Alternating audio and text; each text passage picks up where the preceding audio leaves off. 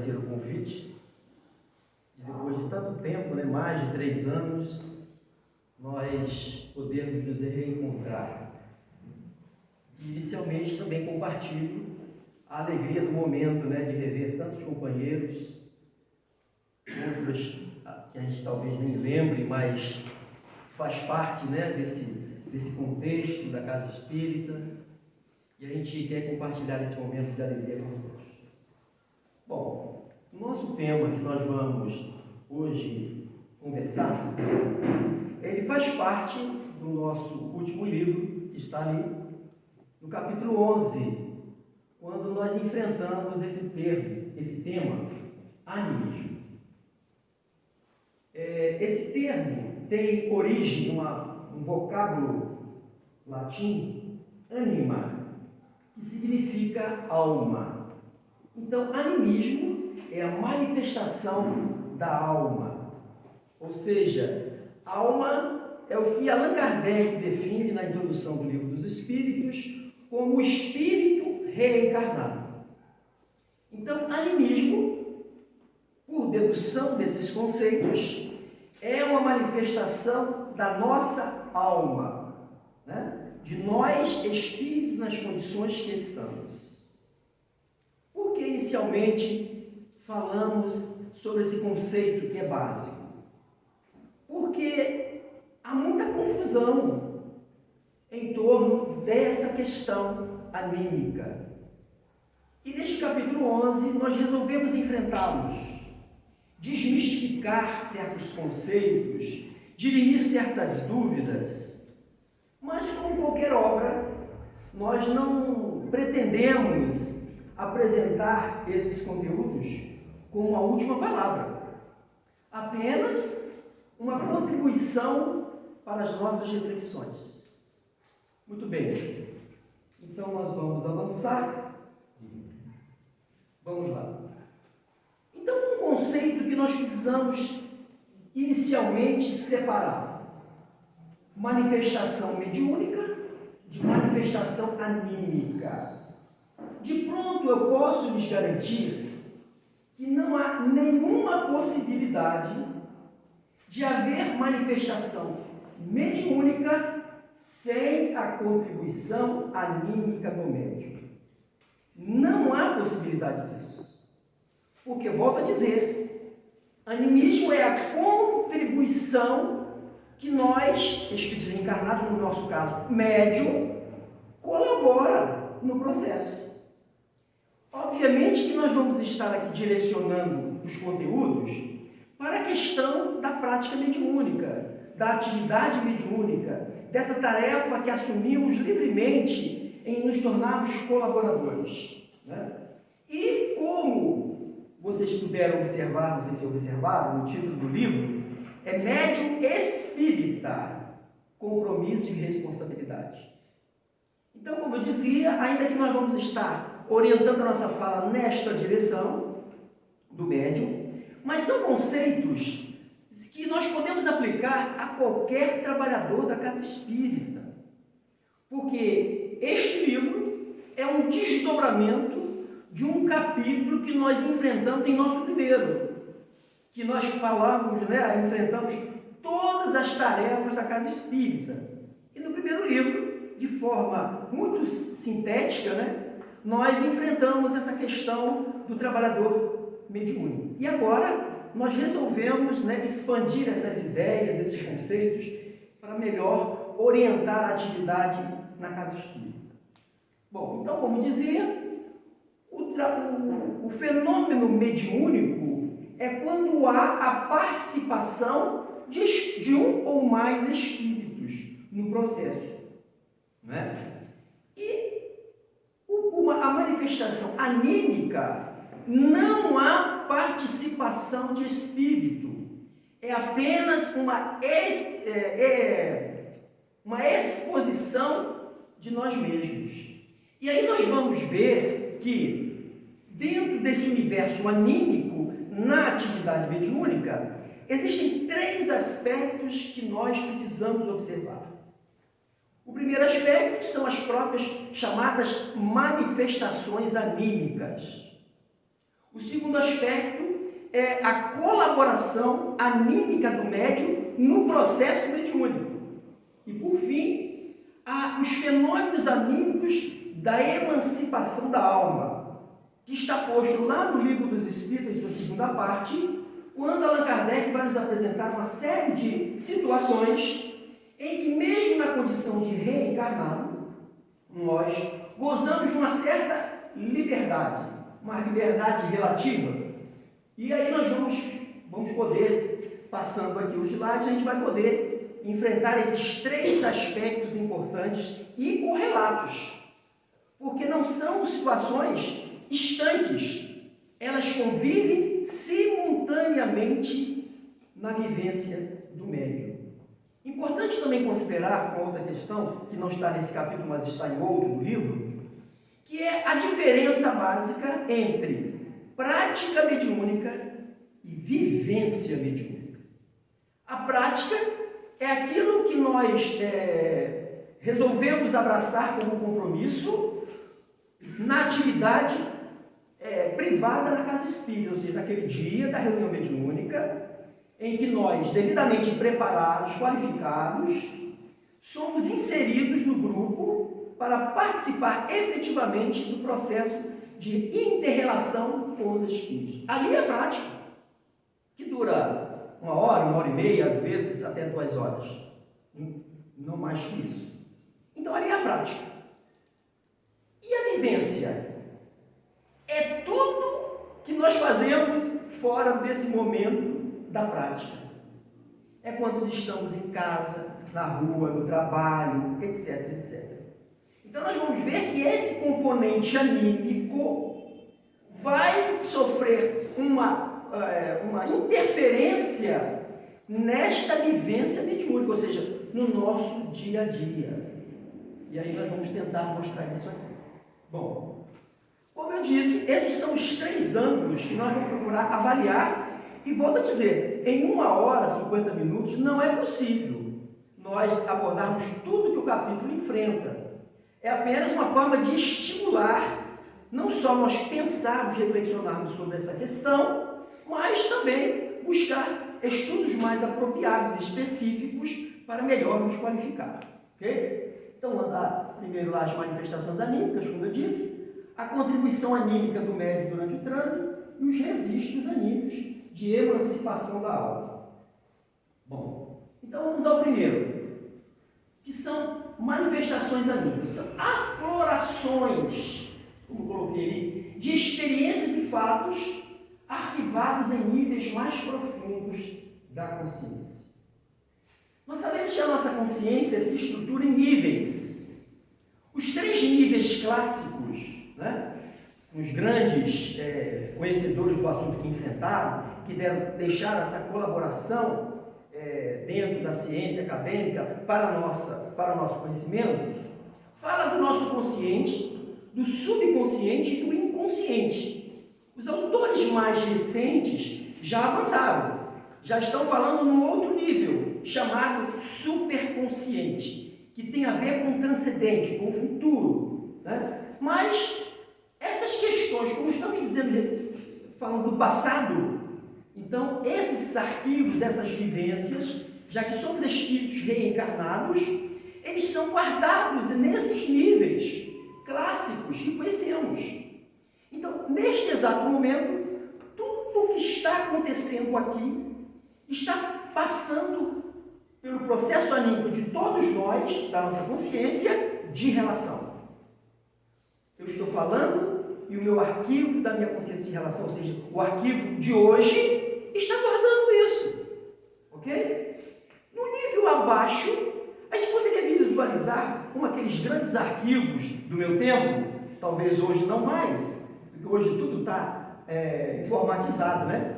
Mas eu ainda peguei aqueles arquivos de escritório, de aço, aqueles gavetões, né? Comumente, o que nós fazíamos? Na primeira gaveta, aquilo que era do dia a dia, que a gente usava cotidianamente. Aquilo que a gente usava eventualmente ficava no nível abaixo, naquela gaveta do meio. E na última gaveta lá embaixo, coisas importantes. que a gente guardava, não jogava fora, mas que ficavam lá, que para um dia, se fosse necessário, alguma consulta era lá. Hoje, como eu disse, a informática resolveu isso, né? Num clique você acessa qualquer coisa.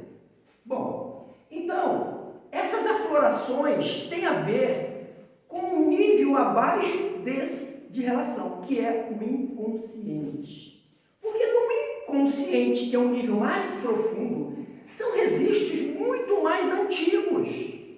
Encarnações desde as épocas mais primitivas. Que não sabe, o que a gente vai querer lembrar?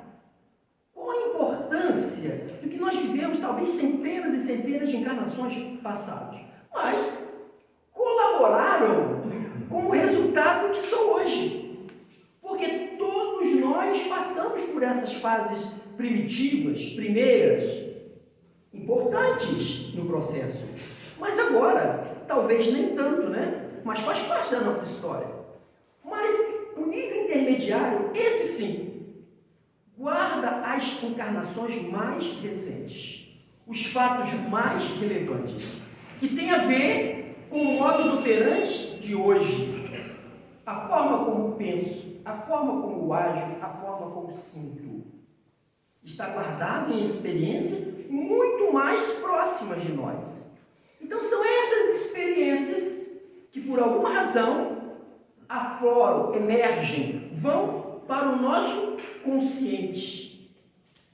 Então as manifestações anímicas são manifestações de personalidades que nós fomos. Eu já fui José, já fui Maria e tantos outros personagens, não é? E essas manifestações afloram. E nós vamos ver por qual razão. Ou algumas das razões, podem ser diversas. Então elas podem ser espontâneas ou naturais. Eu não sento numa mesa mediúnica para dar uma manifestação anímica, gente. Não, hoje eu vou trabalhar só com os meus personagens. Não quero ninguém de fora, viu? É só eu. Não é assim. É uma coisa que acontece espontaneamente, sem que você se dê conta. E mais que isso, você acredita seriamente que ali é uma manifestação de espírito. Bom, considerando a parte do médium, mas vamos considerar a parte da equipe. Diante de uma identificação de uma comunicação anímica. O que fazer? Agir naturalmente. Aquele que vai ser o instrumento do diálogo com essa manifestação, ele vai agir naturalmente, dando os encaminhamentos, fazendo os esclarecimentos que comumente faz. E olha uma outra questão importante a saber. Quase 100%, gente, isso aí é um negócio muito sério. Quase 100% das comunicações anímicas não são identificadas, a não ser se esse período se alongar. Porque as manifestações são características, sobretudo, de médiuns iniciantes. Que depois vencido aquela fase inicial, quando ele adquire uma certa segurança, a tendência é que se atenue e deixe de existir. Não é? Agora, se por alguma razão esse período se alonga e essas manifestações continuem, é facilmente de se observar pelas similaridades das manifestações. Quando você vê que aquele médium está sistematicamente, semanalmente, dando comunicações muito semelhantes, é bem possível que ele esteja vivendo essa fase de anímica. Tá? Uma outra questão importante. Animismo não é dolo. O médium, primeiro eu disse que ele nem sabe o que está dando, que está trazendo experiência de si mesmo. E ainda que soubesse, ele pode saber, em alguns casos. Mas ele não tem intenção de enganar absolutamente ninguém. O que é diferente da má fé. Aquele que livremente escolhe enganar. Esse, ao ser identificado, deve ser enfrentado imediatamente. nessas mistificações, para que ele não contamine os demais, para que ele não seja a porta escancarada à obsessão. Não é? Então não é disso que estamos tratando aqui. Nós estamos falando de um processo natural, espontâneo, em que esses recursos acontecem com dois objetivos. De repente eu estou pulando, né? Estou falando antes do tempo. Então, e também há a possibilidade de serem estimuladas pelo mentor do médium. Olha só, gente. Aqui no salão temos médios. Levante a mão quem é médio aqui, que está trabalhando já. Pouquinho, hein? Está precisando fazer um negócio aí para engrossar esse caldo, né? Mas tudo bem. O importante não é quantidade, é qualidade. É o que está lá no livro. Muito bem. Então, olha só. Há pessoas que sentam-se pela primeira vez numa reunião de prática mediúnica e dão a primeira comunicação espiritual mediúnica e vai embora. Enquanto que outros, apesar de conhecer, apesar de estudarem, existem certas barreiras anímicas, quer dizer, dele, que o impede. Ele fica ansioso, ele fica com medo, uma série de coisas, questões psicológicas que ele precisa enfrentar. E o que é muito também interessante considerar nesse primeiro trabalho iniciante, é que quando esse companheiro que está por dar as suas primeiras comunicações mediúnicas, ele vai receber uma energia, um fluido, um magnetismo que não é dele, é do espírito. Então isso pode trazer um certo desconforto. E aí, se ele dá uma comunicação nessas condições e ele fica, inseguro, ele pode criar uma barreira. Então, em algumas vezes, não há estatística, um número que a gente possa apresentar, mas ocorre, o próprio mentor do médium estimula, abre a janelinha do nível inferior e deixa aflorar certas comunicações anímicas para que ele vai estar lidando com as suas próprias energias. Ele não vai sofrer nenhum impacto magnético, fluídico, externo. É só ele com ele mesmo. Então, a tendência é que ele, manifestando de si mesmo, ele ganhe segurança. Ainda que ele não saiba, ele pensa que é do espírito. E depois ele pode até pensar, puxa, eu pensei que era mais difícil, E até que não foi tanto, E aí ele naturalmente vai. E o mentor espiritual, ele vai analisando o seu tutelado. Ele vai observando o seu comportamento, as suas reações. Existe, lá nas obras de André Luiz, um instrumento muito utilizado em reuniões mediúnicas, chamado psicoscópio. Gente, é um aparelhinho que esses caras são espertos, viu? Eles colocam esse aparelhinho em nós. Esse aparelhinho mede absolutamente tudo do nosso psique. Eu posso estar falando uma coisa, mas o meu psique está dizendo outra. E o psicoscópio mostra as ondas, as vibrações, o nosso magnetismo mede tudo. Então eles têm todas as condições de acompanhar como está indo o seu tutelado. Vamos também lembrar que cada médium tem o seu espírito mentor, mas há uma equipe mentora da atividade coletiva.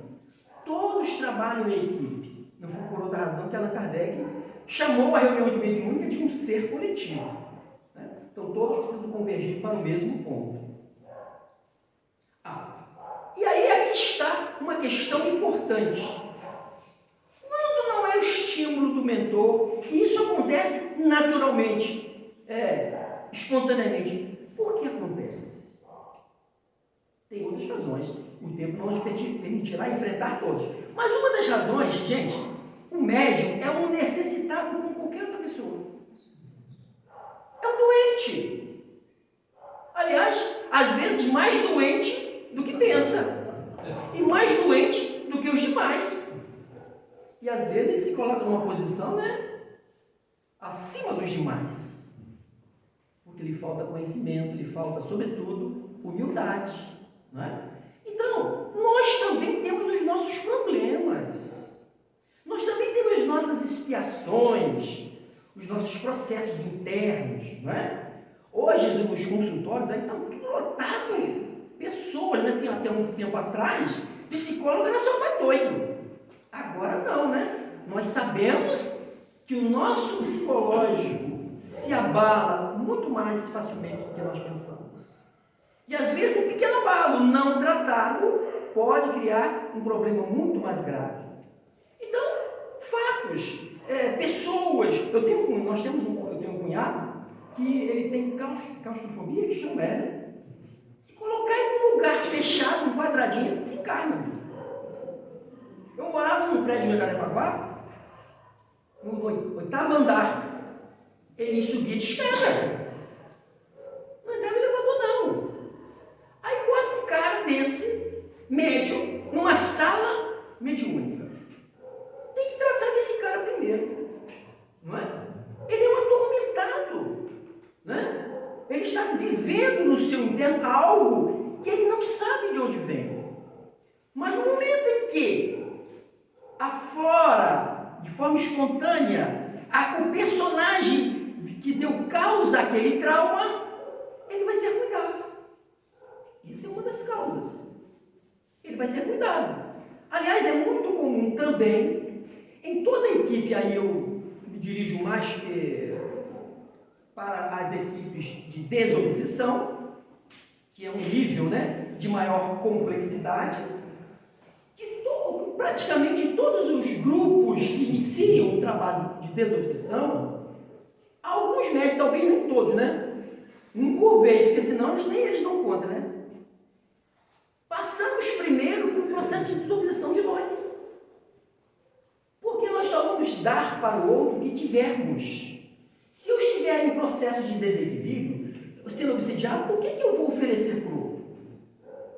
Então, naturalmente, o médium é um necessitado também de ser tratado, ser cuidado, ter ali os seus traumas enfrentados, encaminhados, resolvidos, para que ele possa, de pouco em pouco, ir se qualificando como um instrumento mais passivo. E nós vamos ver se dá tempo de falar sobre esse passivo. Vamos seguir? Bom, e o segundo caso é a contribuição anímica. Gente, isso aqui é um problema seríssimo nas nossas casas espíritas, nos nossos grupos mediúnicos. Primeiro, nós já tiramos aquele equívoco que animismo é dor. Não temos mais isso na nossa literatura, já sabemos, né? E o médium acha a questão da passividade é ele sentar na mesinha lá, o espírito vê ele, que não precisa, né? Tem médium para receber o espírito, ele tem que rebolar, ele tem que dançar. Outros pensam que o espírito entra pelo nariz, né? Não é verdade? Outro pensa que o espírito é batedor, ele bate na mesa. A gente vê de tudo um pouco nessa seara nossa aí, gente. Está complicado a nossa vida. Nós precisamos resolver isso aí. Então, dos 3 aspectos, gente, eu considero que esse aqui é o mais grave, é o mais complexo. Olha só. Quem primeiro assiste o espírito é o médium. É o primeiro. E às vezes essa assistência não começa ali na hora da reunião mediúnica, não. Já começa às vezes dias antes. A aproximação, a acoplagem mediúnica, a vibração dos dois precisam ser equalizados. E às vezes o médium, que já tem um certo conhecimento suficiente para identificar que aquelas náuseas, aquela dor de cabeça, tem a ver com o trabalho que ele vai realizar na noite seguinte ou na noite do mesmo dia. Aí o que ele faz? Hoje eu não estou bem, não. Hoje eu não vou. Gente, nós precisamos fazer a análise seguinte: você estava bem? Estava.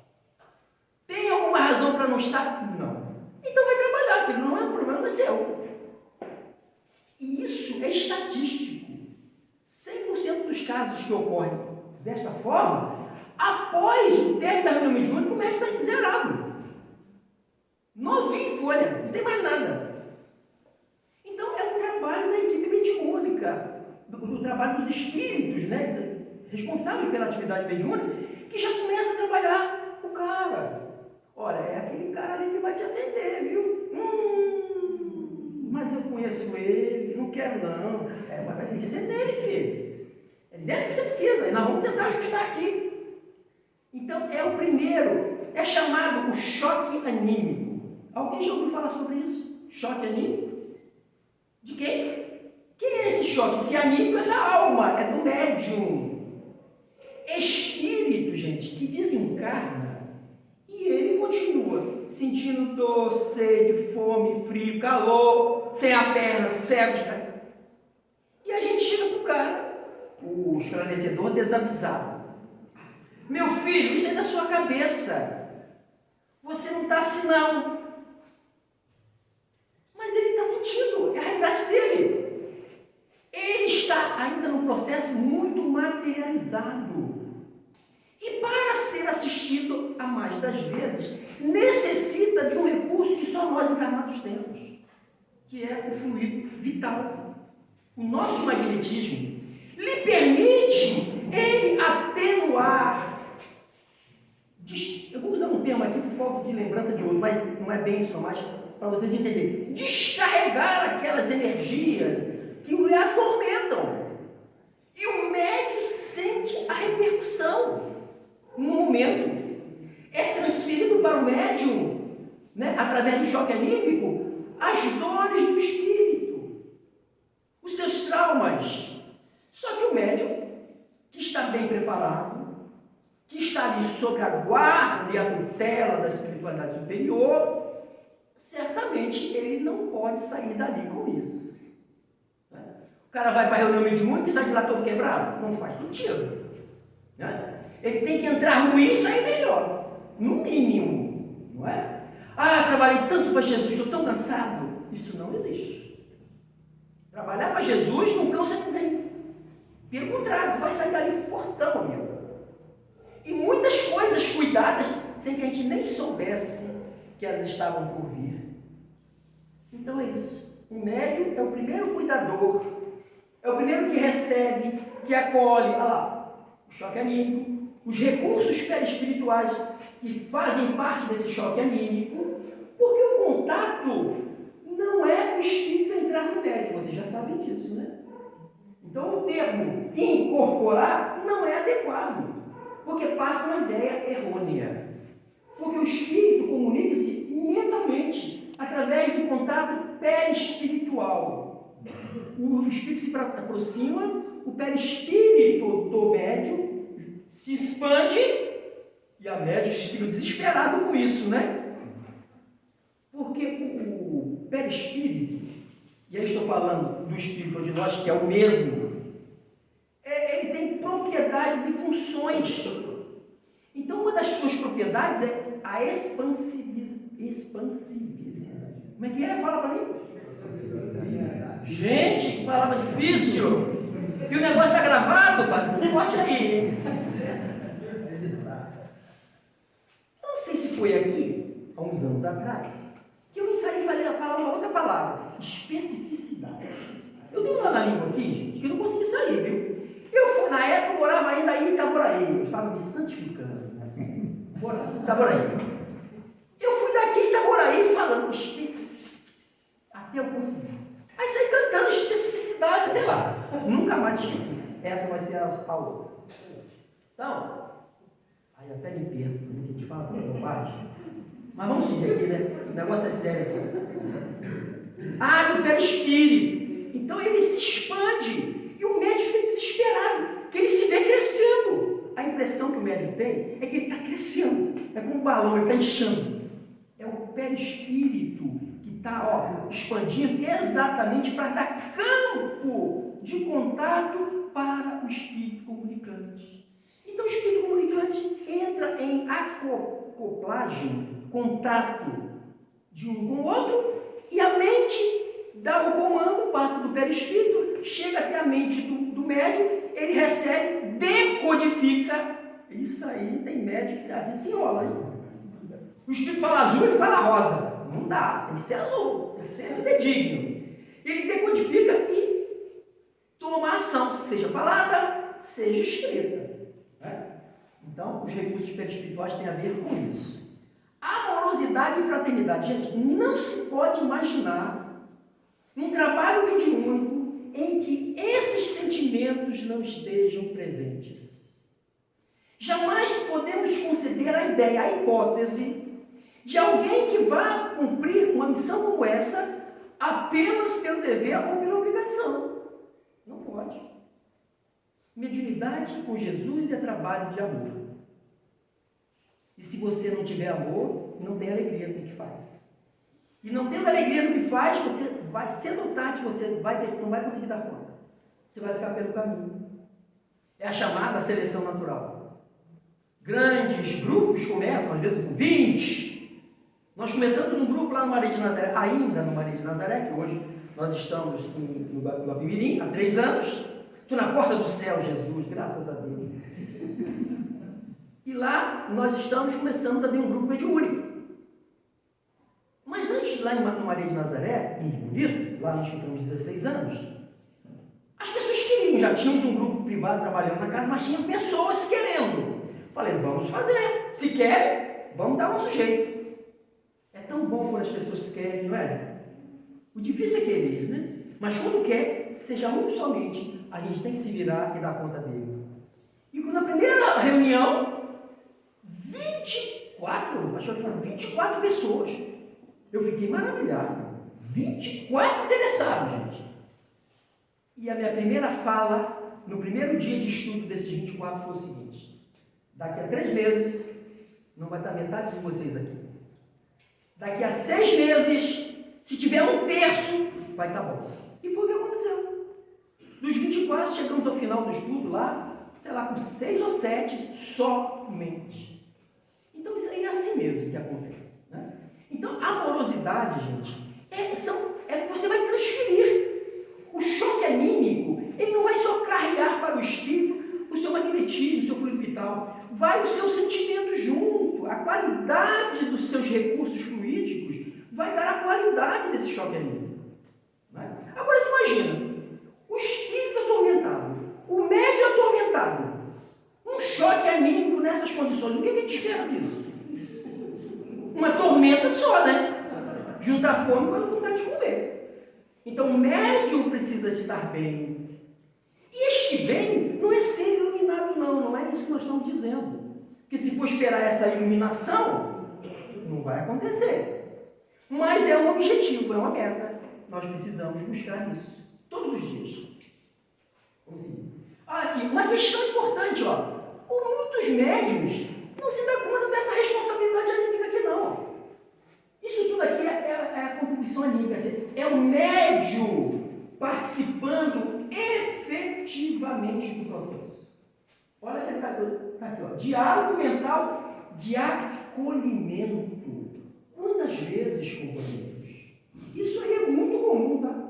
O espírito é recepcionado, mas ele não queria. Ele não quer, ele está com medo. Uma série de situações que causam nele uma aversão. Ele não quer, ele quer estar em qualquer lugar, menos ali. E às vezes, uns são convidados, outros é de forma impositiva. Entendeu? Ele precisa estar ali.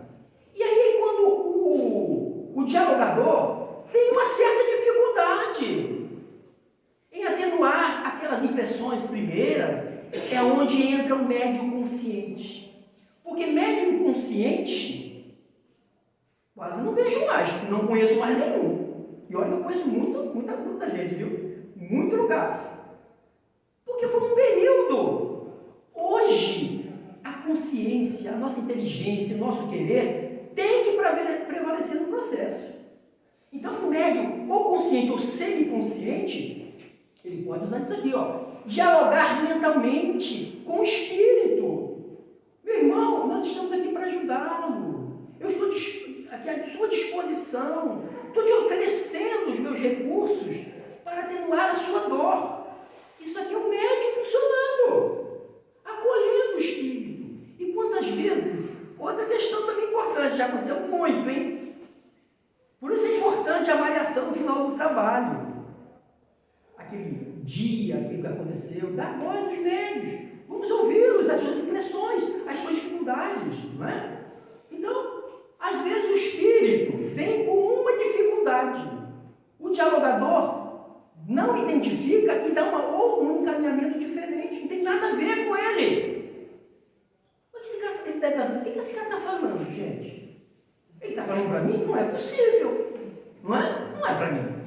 É onde entra o médium, mentalmente, direcionando ele e depois, ao final, na avaliação daquele dia, daquele trabalho, o médium vai ter a oportunidade de expor isso num clima de fraternidade, de amizade, de respeito, em que você vai poder dar a sua contribuição daquele possível equívoco que foi cometido. Porque todos nós somos falhos, gente. Não é pelo fato dele não ter sido capaz de identificar um problema que vamos ter que alijar ele. Não, absolutamente. Isso servirá para que ele fique mais atento da próxima vez. Não é? Então, o médium ajuda. Controle e sustentação do espírito. Filtro. Olha, gente. Controle. Ainda a questão da passividade. Quando a gente usa esse termo, algumas pessoas podem entender assim. Não, eu vou sentar lá e o espírito, vou dar passividade para ele. Aí o espírito que está lhe dando passividade por fulano é um perseguidor, um obsessor do ciclano, que está na sua frente, sentadinho na mesa, frente a ele. Se o médium não fizer controle, o espírito vai usar o médium para dar uma bolacha no outro. Vocês estão rindo? Isso é sério. Seríssimo. Aliás, eu conto um caso desse, né? Estava acontecendo duas reuniões mediúnicas. Uma num prédio. Olha, também que loucura, né? Num prédio. Aí, o médium deu uma passividade no andar de baixo, só que o desafiador estava lá de cima. E ele saiu porta fora e chegou lá, meteu o pé na porta, pegou na garganta do outro lá em cima. Veja, gente. Olha o médium. Isso não é esse tipo de ser passivo. Passividade é a qualificação que o médium tem que ter para exercer controle. Dar o seu campo perispiritual para a ação do espírito, mas sob o seu comando. O espírito quer falar uma bobagem, quer falar um palavrão, alguma coisa, ele tem que fazer esse filtro aqui, ó. E ele vai trocar. Ele não tem que falar o que o espírito... Agora, ele tem que ser fiel à vontade do espírito. Ah, não, ele quer agredir, não vou falar que ele quer agredir, não. Ah, eu quero te amar, meu irmão. Não é isso. Isso é hipocrisia. Não. Então, essa passividade é ser fiel à vontade do espírito com certos controles necessários para que aquilo dê certo. Não é? Então, essa sustentação é isso. O cara quer levantar, quer socar, quer xingar. Você tem que... É a função do médium. Não só dele, mas primeiro dele. Porque é de todos. Tem uma figura na reunião mediúnica chamada médium de sustentação. Gente, isso é uma tragédia. Eu jamais ocuparia esse posto. Porque não seria capaz. Sustentar dá mim, não. O cara fica ali, filho, orando, emitindo bons pensamentos. Está vendo uma dificuldade ali, ele fica emitindo. Gente, é uma dificuldade. Uma hora e meia, o cara fica nessa linha de ação. Difícil. Agora, o médium de sustentação, bota ele no cantinho lá, aí ele dorme. Aí eu dorme a reunião toda. Aí quando chega o final, faz a prece, assim da noite, ele, opa, voltei. Estou aqui, opa, presente. Você estava, eu estava trabalhando. Onde, meu filho? Estou trabalhando aqui. Ah, aí começa os devaneios, né? Cada um na sua, filho. Função de médio de sustentação é sustentar, é apoiar, é identificar algo que está fugindo dos demais, chamar o dirigente do trabalho e estou percebendo isso assim, assim. É ser um colaborador, não é ser ali ficar olhando, vendo aluno, não é isso, né? Então, muitas das vezes, alguém se comporta assim porque não foi bem orientado. Né? Bom, participação passiva e ativa, já disse. Estado de concentração. Gente, isso aqui daria, só aqui daria uma palestra. Porque o nosso grande problema está aqui. O que é afinidade? O que é sintonia? O que é estado de concentração? É você convergir a sua mente para um ponto, para um algo, para um objeto, para uma atividade. Então, nós que somos aqui nessa parte do mundo, do Ocidente, culturalmente, nós não fomos preparados para isso. Para meditar, para concentrar. Eu já participei desse negócio, eu fico paranoico. Vamos entrar agora em Zen. Eu falei, gente, eu não consigo fazer isso. A minha mente é um turbilhão. Como é que faz isso? Não, vamos olhar uma florzinha, um riozinho, escute o barulho da cachoeira. Eu não escuto nada, não ouço nada. Então, isso é um desafio enorme. Cada um seu. Então, a concentração é esse trabalho de foco que nós temos grande dificuldade. E muitas vezes tem a ver com isso aqui, ó, com a afinidade e com a sintonia. O que é essa afinidade? Modus operandi da nossa vida. É o que eu comumente penso, sinto e faço. São os lugares que frequento, são os diálogos que eu travo. Né? Então, isso vai estabelecendo afinidades por aí. E aí o nosso desafio é quando chegamos na casa espírita, 15 minutos antes. Quando chega, né? Às vezes o cara chega, está nem respirando, vem correndo. Tadinho, né? Pegou um ônibus, pegou um engarrafamento. A gente até entende, né? Nas grandes cidades é assim. Mas fora outras razões, ele chega ali e já vai sentando na mesa. Ou então chegamos dentro dos 15 minutos e ficamos ali. Política, futebol, jornal, conversas que não tem absolutamente nada a ver com o trabalho. Isso aqui precisa ser preservado. Cuidado por nós. Nós temos que ser colaboradores. Nós não podemos ser. Se a gente não pode colaborar, não dá atrapalhar a gente. Nós temos que colaborar, não é? Então, essa sintonia é aquele momento em que você se esforça para qualificar a sua mente. Onde os espíritos vão buscar em você os recursos necessitados para a atividade da noite.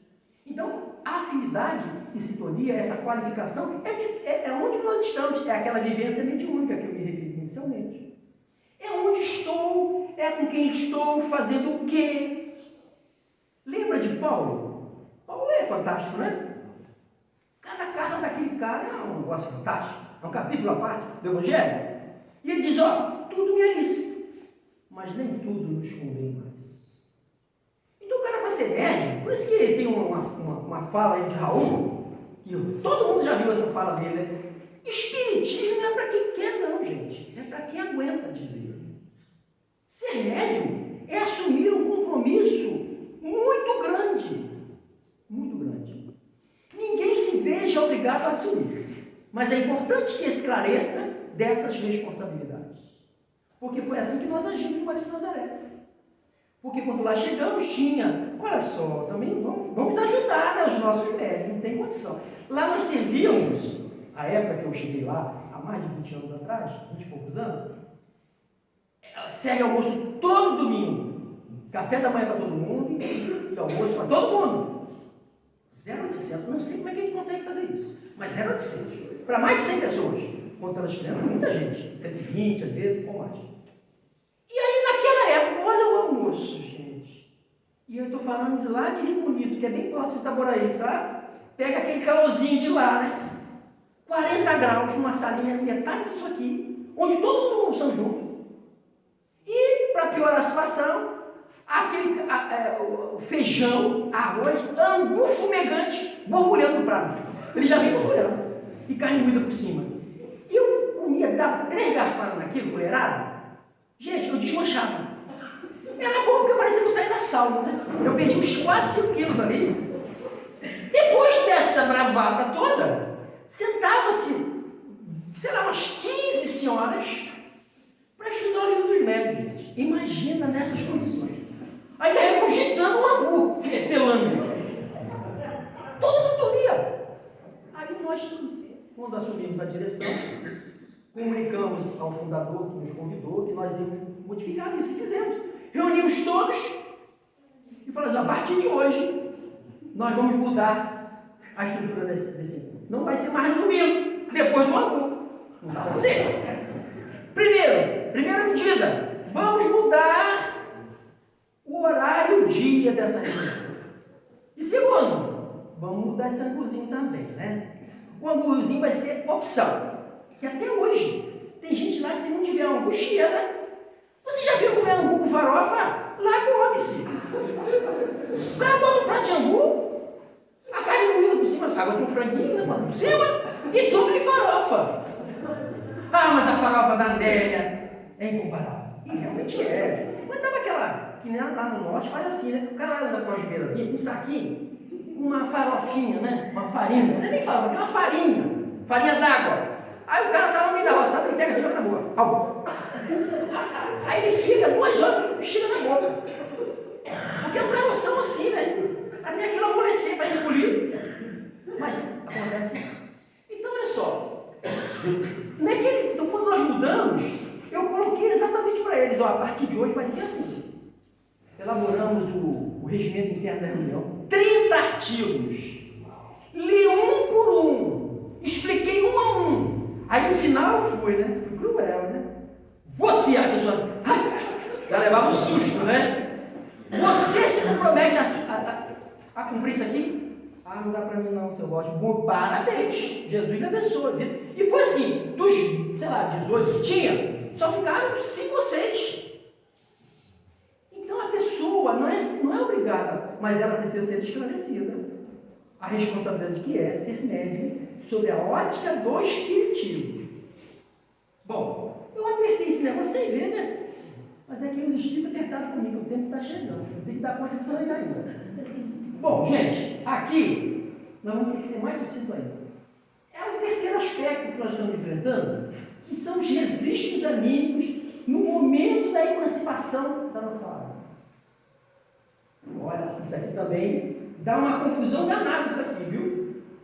Porque lá no livro dos Médiuns, capítulo 14 e 15, Allan Kardec expõe sobre médiuns videntes, audientes, sonambúlicos e de pressentimentos.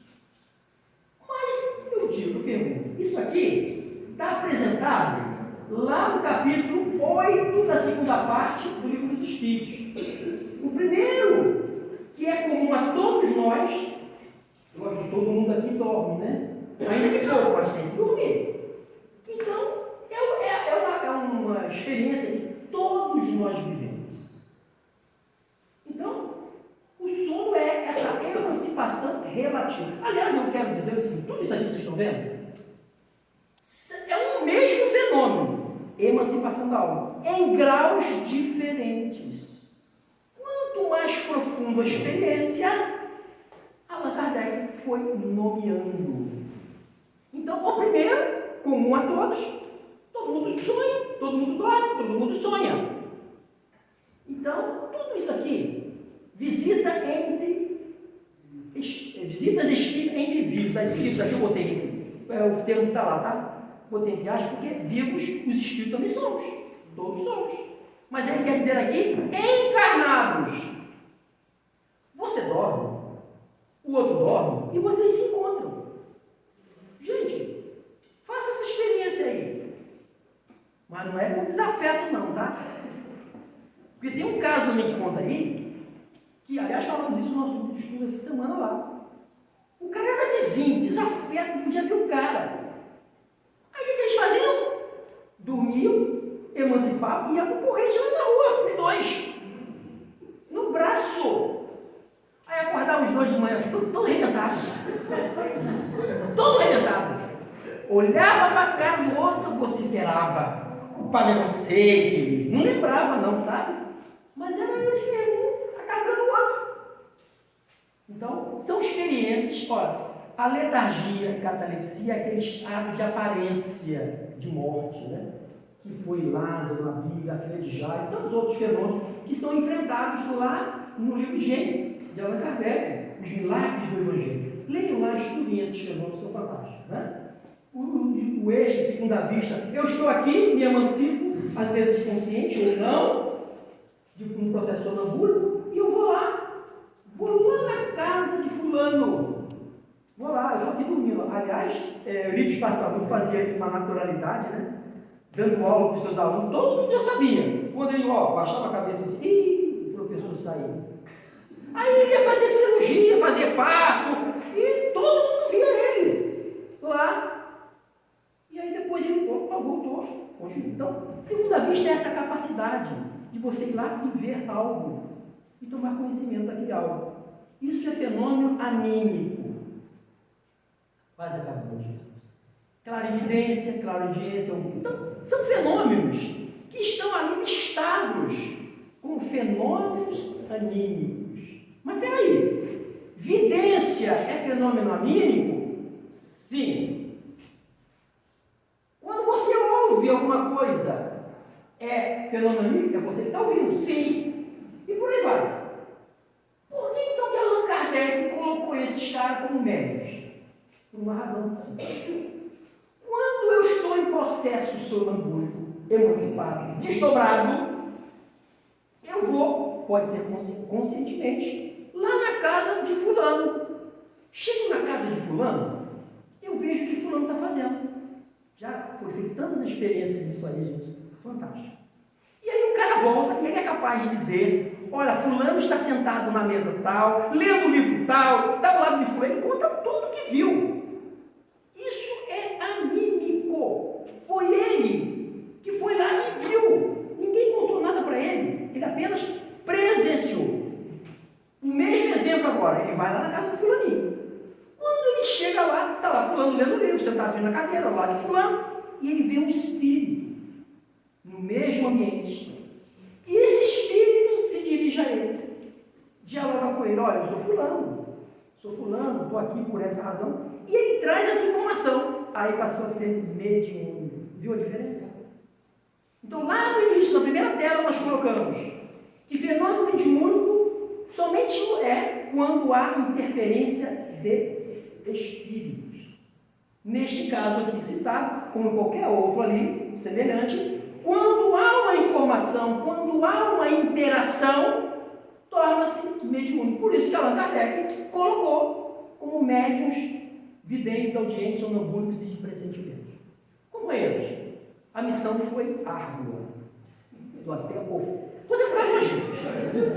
Porque aonde nós moramos hoje, diferentemente da fase aguda provacional, hoje eu moro, é o contrário, é o outro extremo. É um frio terrível. Eu moro dentro da mata, lá na serra, no pé da serra ali de Teresópolis. Na verdade, a serra não é de Teresópolis, esclarecemos. A serra é de Guapimirim. Não tem nada de Teresópolis. Inclusive o dedo de Deus é nosso. Mas eles, né? Deixa eles usar, né? Não tem problema. Está lá, ninguém vai tirar um pedaço dele. Vamos com eles. Então, como disse, isso aqui, acho que acabou, não foi? Ah, graças a Deus. Então, eu trouxe o livro. Aqueles que desejarem conhecer melhor a obra, nós estamos à disposição de todos. Esse livro nós enfrentamos temas muito polêmicos. Você já tem, né, Marisa? Aliás, Marisa foi uma das primeiras, viu? Na época ainda aguda da pandemia, ela, eu quero! Mas como é que eu vou fazer isso, então? Dá um jeito! Olha, eu acabei trazendo aqui, não foi? Mas muitas pessoas eu enviei por correio. Ainda hoje eu enviei um lá por correio, mais uma vez. Então, são temas assim necessários, importantes, que todo mundo sabe que acontece, mas eu não sei por que não enfrenta. Então, nós tivemos essa cara de pau, somos esses sem vergonha, no sentido lato da palavra, para enfrentar, para dizer, e também propor caminhos assertivos, para que a gente possa oferecer qualidade às nossas atividades. E boa parte do que nós dissemos aqui se aplica a qualquer trabalhador da casa espírita. Não é só o médico, não é só o presidente, todos nós. Aliás, temos ainda 1 minuto. Eu vou usar tudo, porque a distância foi grande. Então eu vou usar tudo que eu tenho direito. O Espírito Nora, mentora de Emmanuel Agostinho, que foi autor desse livro, Aconteceu na Casa Espírita, um dos livros que tem vários, né? Mas esse que tornou-se um best-seller. Espírito Nora, certa feita, afirmou para Emmanuel Cristiano, quando ele estava sendo inquirido pelo seu público, para que ele pudesse definir o que é a casa espírita, antes que ele pudesse dar a resposta ao seu interlocutor, o Espírito Nora falou no ouvido dele, o centro espírita é uma embaixada divina. Então, ele rapidamente compreendeu o objetivo daquela afirmação. Isso aqui é um local sagrado. Isso aqui é uma representação de Deus na Terra. E que nos torna, obrigatoriamente, todos representantes dessa embaixada, que é aqui esse local. Então, a responsabilidade está com todos nós. Meus amigos, muitíssimo obrigado. Eu fico muito feliz de você daqui reabastecido para até o novo. Muito obrigado, muita paz. Obrigado.